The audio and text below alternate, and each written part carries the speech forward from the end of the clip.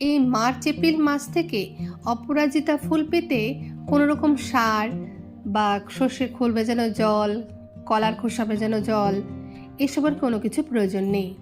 এখন শুধু প্রয়োজন গাছের মধ্যে বৃষ্টির জল আর রৌদ্র। গাছে যদি যথেষ্ট পরিমাণে রোদ পায়, মিনিমাম 6 থেকে 7 ঘন্টা, তার সাথে যদি বৃষ্টির জল পায়, তাহলে কিন্তু গাছে আসবে প্রচুর পরিমাণে ফুল এবং কুড়ির সংখ্যাও অনেক বৃদ্ধি পাবে। তার সাথে গাছের গ্রোথ ভালো হবে এবং তার সাথে গাছের কিন্তু ফুলের সাইজও ভালো হবে। সেজন্য আপনাকে কোনো রকম খাটনি করতে হবে না। শুধুমাত্র গাছটাকে এমন একটা জায়গায় রাখুন যাতে সকাল থেকে রৌদ্র পায়। তার সাথে গাছে পিঞ্চিং পদ্ধতি চালিয়ে যান।